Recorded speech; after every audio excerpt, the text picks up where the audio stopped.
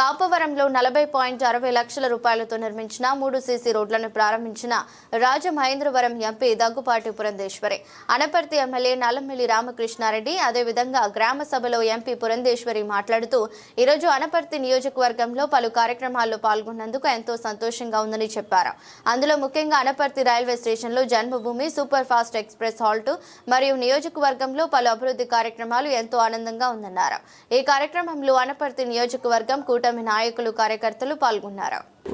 నల్లమిల్లి రామకృష్ణారెడ్డి గారికి, ఆళ్ల గోవింద్ గారికి, నాగు గారికి, పెద్దలందరికీ, సోదరిమణులందరికీ కూడా, ఏఎంసీ చైర్మన్ గారు కూడా ఉన్నారు.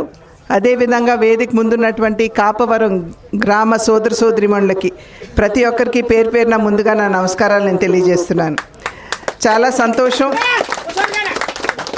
ఇవాళ అనపర్తి నియోజకవర్గంలో పొద్దుటి నుండి కూడా ఇందాక చెప్పడం జరిగింది, జన్మభూమి హాల్టు, తర్వాత మళ్ళీ ఇవాళ కాపవరం గ్రామంలో బిక్కువోలు మండలంలో అభివృద్ధికి సంబంధించినటువంటి కార్యక్రమాలు, వీటింట్లో పాల్గొనేటువంటి అవకాశం నాకు సోదరులు రామకృష్ణారెడ్డి గారు ఇచ్చినటువంటి సందర్భంలో వారికి, కాపవరం గ్రామ వాసులందరికీ కూడా ముందుగా నా ధన్యవాదాలు నేను తెలియజేస్తున్నాను.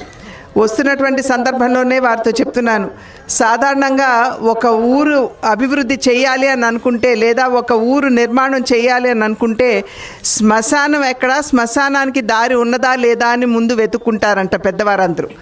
ఆ తర్వాత గుడి నిర్మాణం ఎక్కడ చేయాలి అని చెప్పి ఆలోచిస్తారంట. ఆ తర్వాతే ఇళ్ల నిర్మాణం కావచ్చు, వేరే వేరే విషయాల మీద దృష్టి కేంద్రీకరించడం అనేది సాధారణంగా జరిగేటువంటి విషయం అని అనాదిగా మనకి పెద్దలు చెప్తున్నటువంటి విషయం.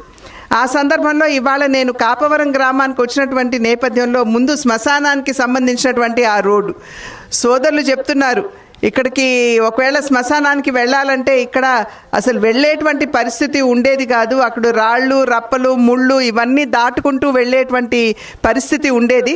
కానీ ఇవాళ ఈ రోడ్డు నిర్మాణంతో గౌరవంగా చనిపోయినటువంటి వారిని మనం వెళ్ళబుచ్చేటువంటి ఒక అవకాశం మాకు దక్కిందని చెప్పి పెద్దలు ఇందాక సత్యబాబు గారు అనుకుంటా చెప్తున్నారు. అదేవిధంగా ఆ వెంటనే తిరిగి ఇక్కడికి వస్తున్నటువంటి సందర్భంలో ఈ శివాలయానికి సంబంధించినటువంటి దారి కనుక ఇటువంటి పుణ్య కార్యక్రమాల్లో పాల్గొనేటువంటి అవకాశం కూడా ఇవాళ నాకు లభించిందంటే అది ఆ శివుడి యొక్క అనుగ్రహం, అదేవిధంగా మీరందరూ ఇచ్చినటువంటి అవకాశంగా నేను భావిస్తాను. 2024 కూటమి కావాలి అని చెప్పి ప్రజలందరూ ఆకాంక్షించారు. అంతకుముందు రాష్ట్ర అభివృద్ధి కుంటుపడి ఎక్కడ చూసినా అవినీతి పేటరేగిపోయినటువంటి సందర్భంలో ఒక మార్పు కావాలి అని చెప్పి ప్రజలు ఆకాంక్షించారు. ఇవాళ 3 పార్టీల యొక్క మేలు కలయికని మనం ఇవాళ చూస్తున్నాము. చూడటం మాత్రమే కాకుండా అనుభవిస్తున్నాం కూడా.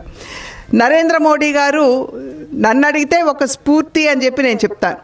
ఎందుకంటే తనకంటే కూడా దేశం మిన్న అని చెప్పి భావించి 2014 సంవత్సరంలో అధికారంలో ఆయన ప్రధానిగా అధికార పగ్గాలు చేపట్టిన నాటి నుండి నేటి వరకు కూడా దేశంలో ఉన్నటువంటి పేదలు, బడుగు బలహీన వర్గాల యొక్క అభివృద్ధిని ఆకాంక్షిస్తూ, అదేవిధంగా దేశంపై ఎవరైనా సరే తీవ్రవాదుల రూపంలో కన్నెత్తి చూస్తే వారిని మట్టి కర్పించేటువంటి సామర్థ్యంతో ఇవాళ వారు ముందుకు వెళ్తున్నటువంటి సందర్భంలో ప్రపంచ దేశాలన్నీ కూడా భారతదేశాన్ని ఒక గురువు స్థానంలో పెట్టి విశ్వ గురువుగా భావిస్తూ గౌరవిస్తున్నటువంటి నేపథ్యం. ఇంతకుముందు